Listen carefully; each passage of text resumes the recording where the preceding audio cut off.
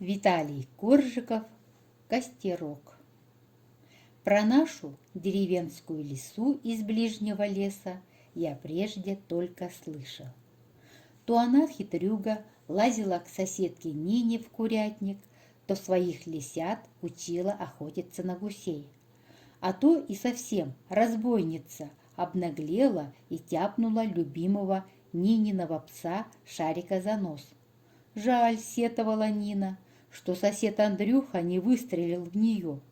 Стрелять воистиху, так он дурень, когда ружье нашел.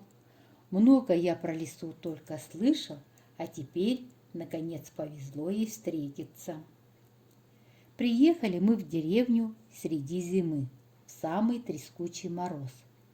Все окрест трещало и ахало, и березы вдоль дороги, и заснеженные ели среди сугробов в серебряном лесу. Теплыми казались только сизые, уютные дымки над деревней. А в нашем нетопленном доме даже бревна пугали, трещали. «Морозище, топи скорей!» Я бросился в сарай за дровами. Но у сарая остановился. Уж очень красиво было вокруг. По всему полю сверкал алый снег. Жарко горело над лесом малиновое предзакатное солнце. И что интересно, посреди поля перед заснеженным стажком вспыхивал жаркий костерок, а рядом никого не было. Будто кто-то грелся да забыл погасить. Я окликнул своих ребят, и они тоже стали смотреть на этот чудесный огонек и удивляться, кто бы это мог зажечь и зачем оставил. И вдруг костер ярко пыхнул и, подпрыгнув, стал вертеться перед золотистым стажком. Потом остановился, выхватил что-то из стога, подбросил и пошел гонять по снегу. Тут-то все ахнули. Вот так костер! Да не костер это, а лиса, настоящая лиса-огневка.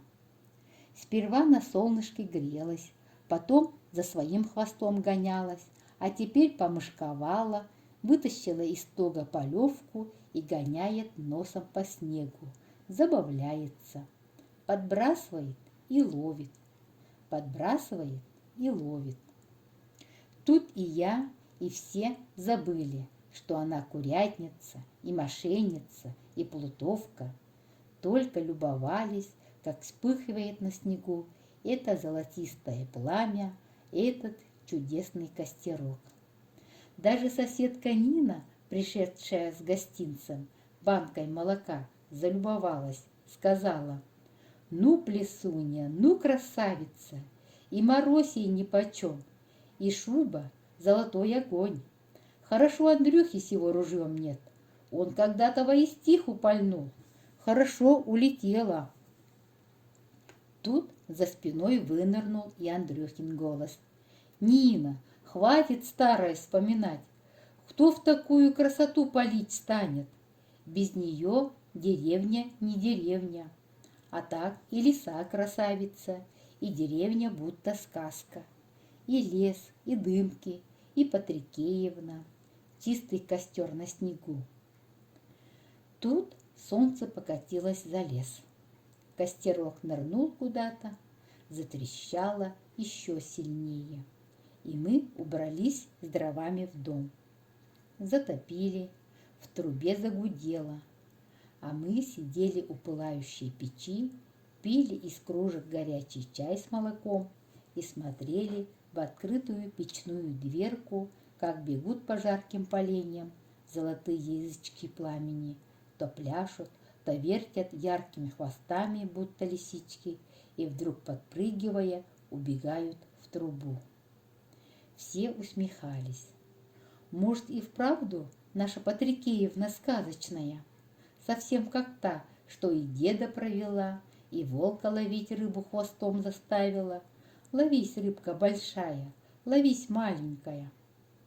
И все радовались, что приехали сюда в такой мороз и подумывали, что неплохо бы снова приехать надолго и к этой печке, и к этой сказке, и к этой лисе, если никуда не уйдет. А я помешивал в печи уголья и думал, конечно, не уйдет. Люди здесь добрые, хорошие. Андрюха вон совсем поумнел. Никогда ни в какую красоту стрелять не станет. А места какие! И леса, и морозы, и звезды, сказка. Все вокруг сказка. А лиса из сказки никогда не уйдет.